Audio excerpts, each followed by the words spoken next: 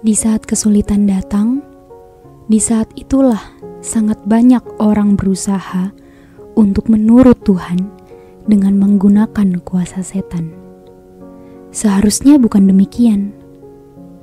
Di Matius 7 ayat 16 dikatakan, "Apakah buah anggur dipetik dari semak belukar berduri? Apakah buah ara dikumpulkan dari semak-semak? Cabang-cabangnya, akarnya, haruslah menjadi baik dulu, sebelum buah-buahnya menjadi baik.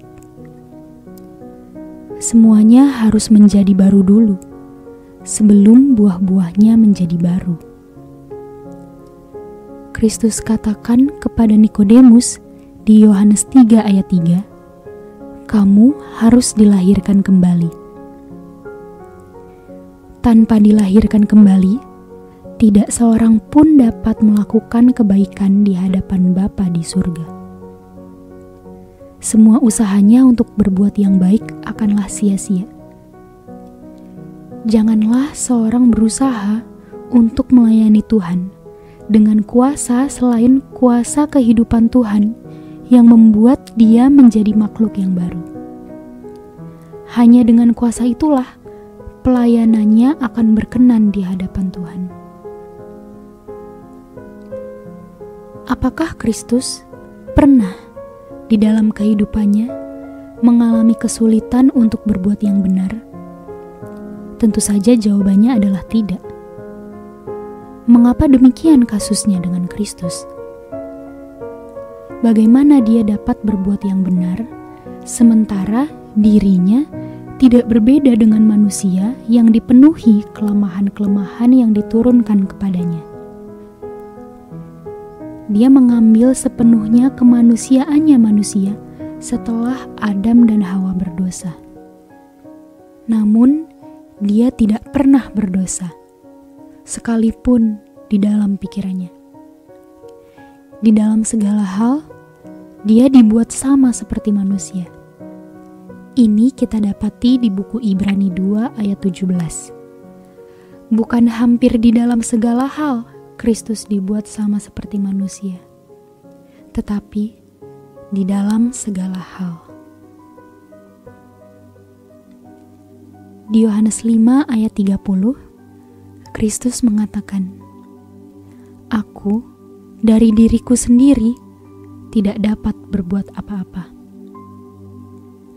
Berbuat apa-apa yang dimaksudkan di sini adalah apa-apa yang baik di hadapan Bapanya di surga.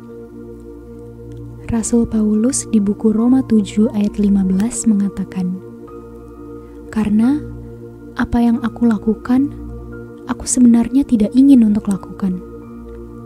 Karena apa yang aku inginkan, hal itu aku tidak lakukan. Sementara apa yang aku benci, itulah yang aku lakukan." Seperti inilah kondisi manusia setelah berdosa.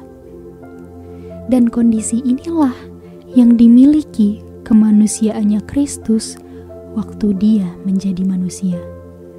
Namun, dia tidak pernah berdosa di dalam pikirannya sekalipun. Jadi, bagaimana Kristus sebagai manusia dapat melakukan seluruh kehendak Bapanya di surga?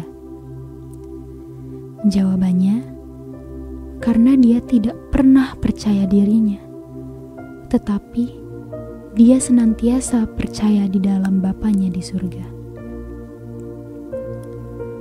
Dia selalu mau melakukan kehendak Bapanya hanya dengan kuasa Bapanya. Kristus katakan di Yohanes 16 ayat 33, "Di dunia ini, kamu akan mengalami kesukaran, namun bersukacitalah, karena aku telah menaklukkan dunia." Dengan bergantung sepenuhnya kepada kuasa Bapanya, dunia tidak pernah mencemari Kristus di dalam kemanusiaannya. Dengan bergantung sepenuhnya kepada Bapa di surga, kita pun bisa hidup tanpa dicemari dunia. Kuasa ini kita peroleh melalui imannya Kristus kepada Bapanya.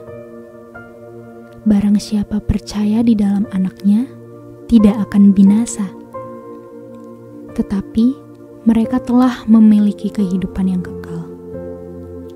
Semoga Bapa melalui Kristus dimuliakan gerejanya di bumi ini, dan ini hanya akan menjadi kenyataan jikalau gerejanya bergantung sepenuhnya kepada kuasa Bapanya di surga untuk mengungkapkan kebenarannya di dalam kehidupan mereka.